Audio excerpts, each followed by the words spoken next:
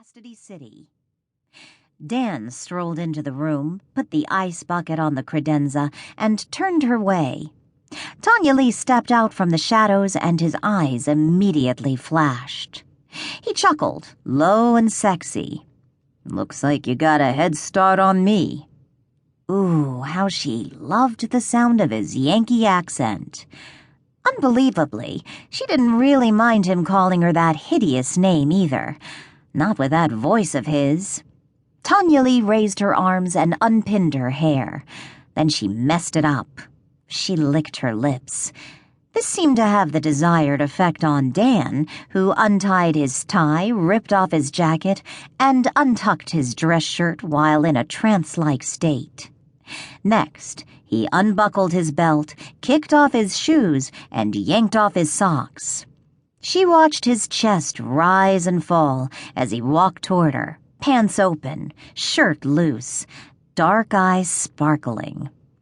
What she saw on his incredibly handsome face was nothing but animal lust.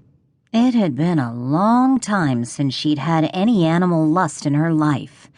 For sure, there was no lust at all, animal or otherwise, during the 10 weeks she'd spent at Sedona Sunset. That place had been nothing but endless group therapy, crying, writing lists of people she needed to make amends to, and beating the tar out of a pillow with a wiffle bat. Before rehab, her last brush with lust of any kind had been with Wimbley, her idiot of a fiancé, and that was a dehydrated, wimpy kind of lust she could manage only after receiving a new piece of jewelry. Even that seemed like eons ago. The sound of a zipper jolted her to attention. Dan was such a big man. His shoulders were so wide. Suddenly, she couldn't swallow. Maybe this had been a mistake. Maybe the big cheese stud wasn't safe. Or sane. She could always tell him no, right? It wasn't too late. Right? He pulled off his shirt as he stalked her. "I'm not going to hurt you, Taffy. Please, don't be afraid of me." "Okay." She gave him a brave smile, trying not to stare at his torso. "Sweet baby Jesus. But you know what I am gonna do to you, right?" She heard herself pant. "What?" "I'm gonna fuck you silly all night long, right up until we have to leave for the airport in the morning. You gonna be good with that?"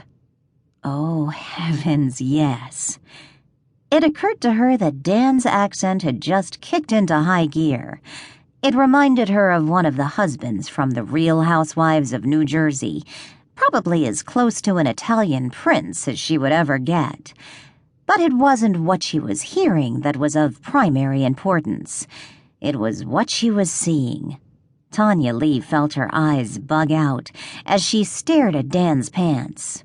His open pants, to be exact, and the extremely large lump pushing out from the gaping zipper.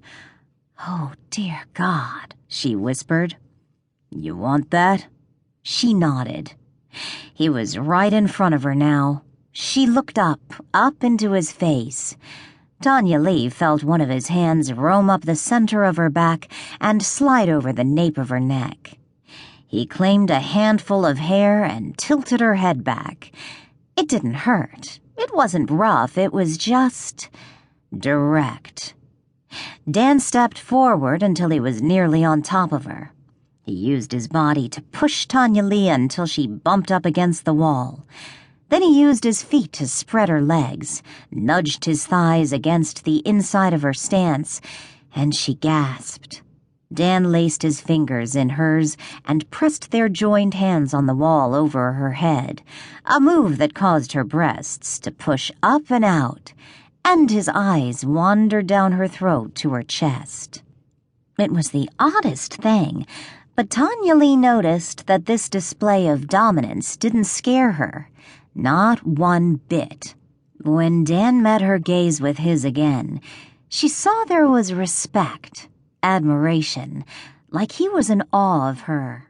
Now, of course, this wasn't the first time she'd seen awe in a man's eyes.